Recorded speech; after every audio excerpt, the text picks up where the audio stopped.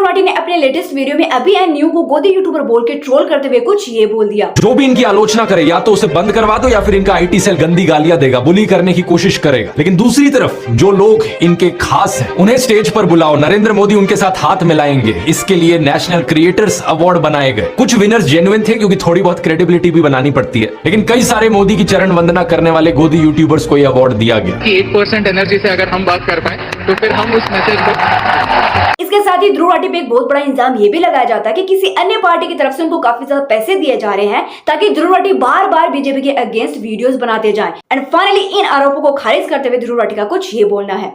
तुम्हारे बेवकूफों, अगर किसी पार्टी को पे करना होता ना मुझे, मैं सबसे पहले बीजेपी के पास जाता। देश की सबसे अमीर पार्टी है बीजेपी, सबसे ज्यादा पैसे उनके पास है। और अगर उनका प्रचार करता मैं, नरेंद्र मोदी ही मुझे स्टेज पर बुलाते, मेरी तारीफ करते, हाथ मिलाते। मेरे लिए तो सबसे आसान काम था ये करना, लेकिन मैं अपने देश को इस हालत में गिरते हुए नहीं देख सकता। इसलिए मैंने अपना पूरा करियर दांव पर लगा दिया इस नाइंसाफी के खिलाफ आवाज उठाने के लिए, देश को बचाने के लिए। कल को अगर ये मेरा यूट्यूब चैनल भी बंद करा देना, कम से कम मैं गर्व से कह सकूंगा कि मैं इनके जूतों में नहीं गिरा। मैं आखिरी दम तक देश के लोकतंत्र के लिए, देश के संविधान के लिए आवाज उठाता रहा।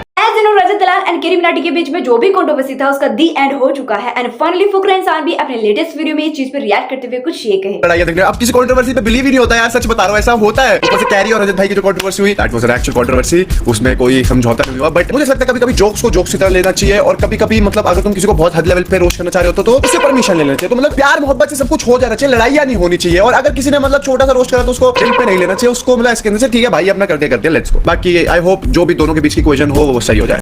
तो चलिए अब हम बात करते हैं पुणे पहुंचे कार एक्सीडेंट के बारे में। सुबह पुणे के बहुत ही बड़े बिल्डर का बेटा महज 17 साल की उम्र में शराब के नशे में एक बाइक को ठोक देता है। एंड उस बाइक पे 2 जन सवार थे, एक लड़का और एक लड़की। एंड दोनों ही इंजीनियर थे। मौके पे ही इस लड़की की मौत हो जाती है एंड इलाज के दौरान फिर उस लड़के की भी मौत हो जाती है। फिर घटनास्थल पे वहां पे जो भी लोग मौजूद थे उन लोगों ने उस लड़के को पकड़ा और पुलिस के हवाले करा। एंड इससे भी ज्यादा शॉकिंग चीज ये है, उस लड़के को महज 14 घंटों के अंदर ही बेल दे दी गई। एंड ये चीज देख के लोग बिल्कुल भी खुश नहीं थे। एंड उनकी एक ही मांग थी कि इस लड़के को आप सजा दो। एंड इस लड़के को एक शर्त पे बेल दे दी गई। एंड वो शर्त थी कि भैया आप 300 शब्दों में इस घटना के बारे में एक निबंध लिख दो। एंड उस लड़के ने निबंध लिख दिया और भैया जी को बेल दे दी गई। एंड पुलिस का ये बोलना है कि ये लड़का महज 17 साल का है, नाबालिग है, तो भैया जी हम इस लड़के को सजा नहीं दे सकते। तो फाइनली लड़के के जो पिता है उनको अरेस्ट कर लिया गया। आपको यहाँ पे क्या लगता है, वो 2 जन जिन्होंने अपनी जान गंवाई उनके लिए ये सही न्याय होगा?